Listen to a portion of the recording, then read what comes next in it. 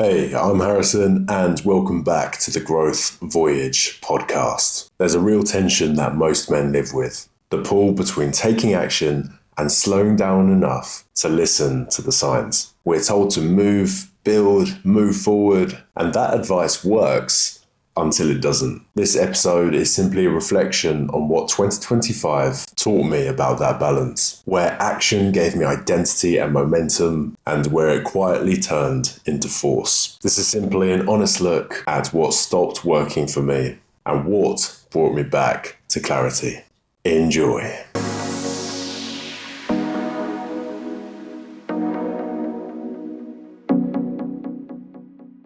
So what did I think 2025 was going to look like? The picture I had was business growth, scaling, momentum, clear routines, consistent execution, working towards my mission. I found my mission, my purpose, and I was willing to do whatever it takes to make that dream a reality. But underlying it all, I had a belief. I had a belief that more output would equate to more progress. And here's an important thing to say. Action worked. I believe it's an important part of the man's journey. Taking action towards what you really want in life. And for me, I executed on the podcast. I released episodes every single week with a different guest each time.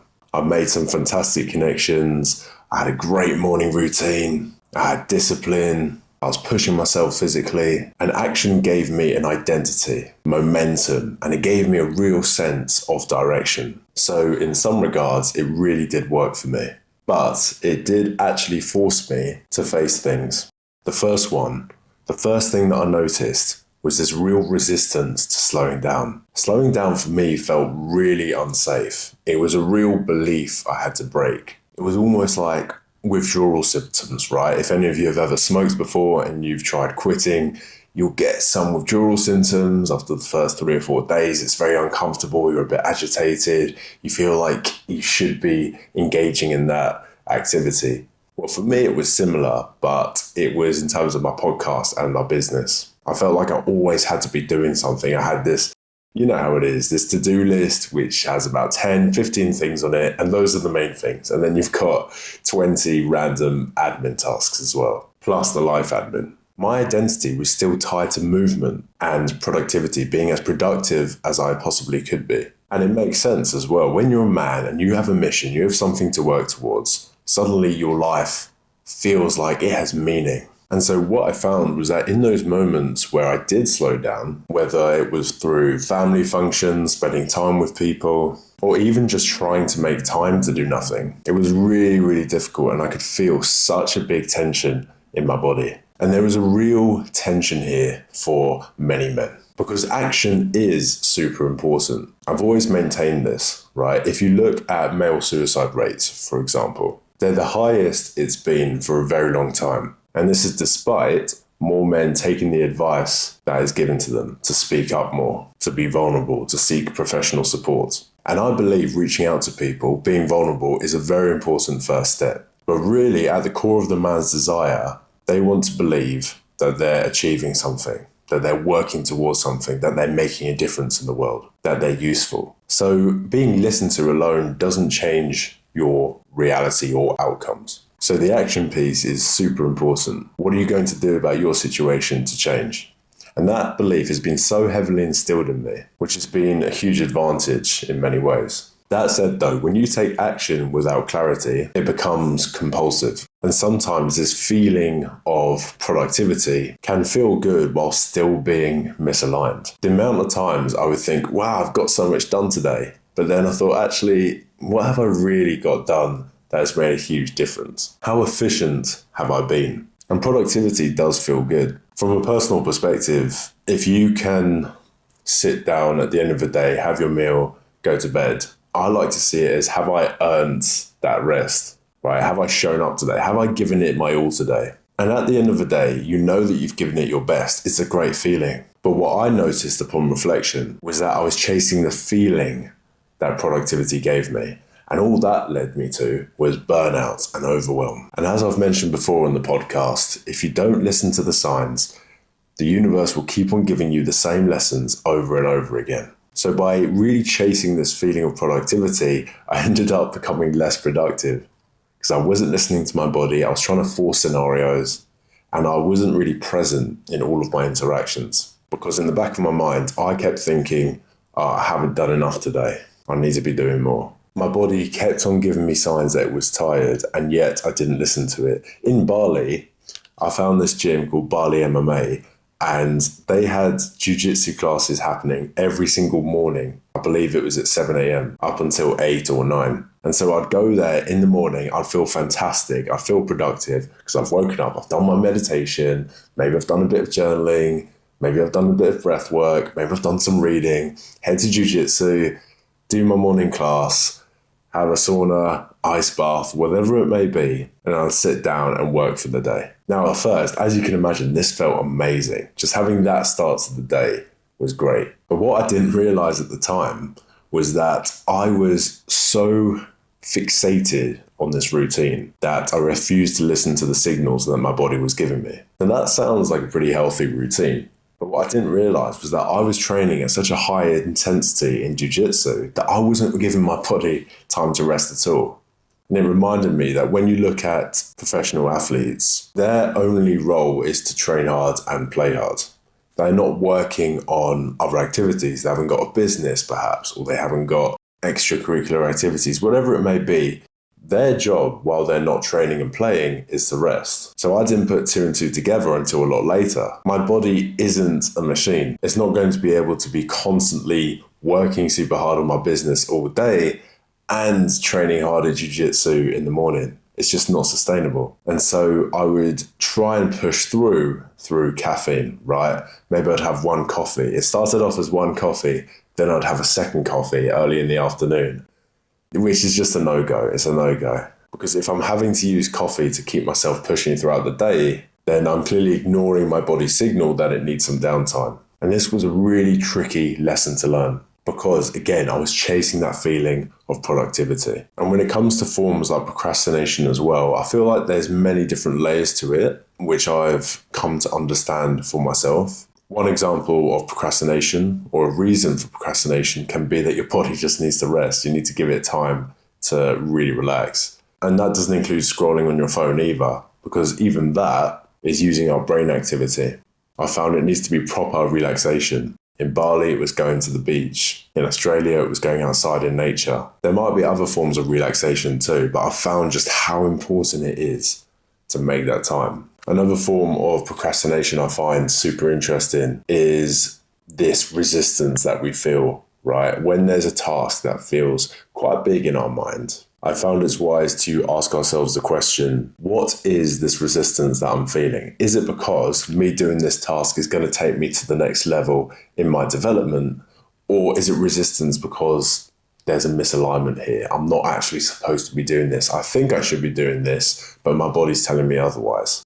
Looking back, I think for me, it was probably a bit of both. There are probably times where I was procrastinating on doing the thing that would move me forward, that would drive my business forward. But then there were other times where I was doing things that I didn't really want to do, or it wasn't aligned with where I was actually going or where I should be going. So rather than slowing down and really trying to dissect this question, what is this resistance? I just kept on pushing because, again, I was addicted to this feeling of productivity. All this did was create more noise, not answers. And naturally, because I wasn't getting this feeling of productivity and yet I was still chasing it, I was stuck in this loop in a way. And that brought up a whole load of emotions for me. Who am I underneath all these layers when I'm not productive, when I'm not that grounded warrior? Who am I underneath all of that? And on this point too, I think on a general level, knowledge is great, right? We're so lucky, we're so fortunate, I believe, to be living in a world where we have access to so much information. We have experts, we have podcasts, we have books. It's fantastic. We have different coaches or mentors who we can look up to or be inspired by, ask them for advice. But I believe the biggest problem facing men and the world generally at the moment is that there's too much information. It is quite literally at our fingertips, any single possible thing we could possibly want, and there's way too many options. It's the classic paradox of choice. When you have too many options, you're going to be less satisfied with the option that you choose. not to mention all the overwhelm that comes with that. And I also think we can hide behind this search for more answers. Maybe this answer is going to be the thing that changes my life. And this is the flip side of the action piece. It's all very well accumulating tons of information about how you're going to improve your life, but what are you actually going to do with it? There's no point being Mr. Know-it-all if you can only talk the talk and not walk the walk. And so for me, for my own personal growth, what I found was I was gaining more and more answers, right, about who I was, my patterns.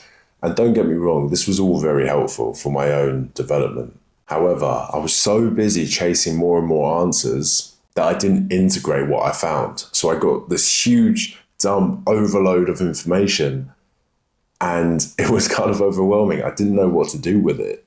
And so I think you need some structure to that, and it needs to be done in a very slow manner. Once you learn the lessons, you've got to take time to integrate them. And so coming out of this last year, there are 3 main lessons that I've learned that I look to take forward with me into the next year. Lesson number 1 was that forcing outputs just kills clarity. When I was trying to force scenarios instead of letting life respond to me, the result was never what I wanted. I either got less stuff done, a client didn't come through, I didn't get the answers that I wanted. But those were all signals that was telling me that something was out of alignment.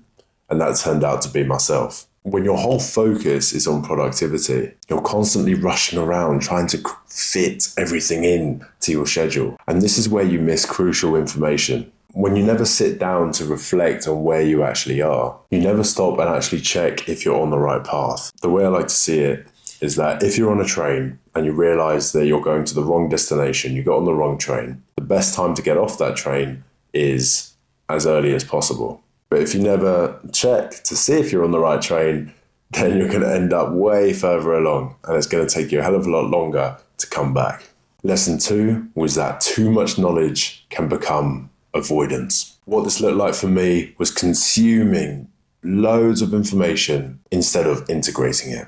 What can I take from these observations, and how can I apply them to my own life? When you relate this to the growth journey as well, you're always looking to work on yourself. When you embark on your self-development journey, we can fall into this trap of always needing to heal ourselves, identifying our triggers, digging into our past. But I believe this can become a trap. This need to heal is a comfort zone in disguise. It's very fascinating. When you start finding out more about yourself, chasing more answers, it is really cool. And you'll relate to this if you're on the growth path. But here's the catch, and I'll use an example for this, right? My whole thing was that I was a nice guy when I was younger, right? We look at people pleasing, putting the comfort of other people above your own needs, etc. So when I first found out about the nice guy syndrome, I made an identity shift in my mind. I created a new identity, which is the grounded warrior. I looked at how does he show up?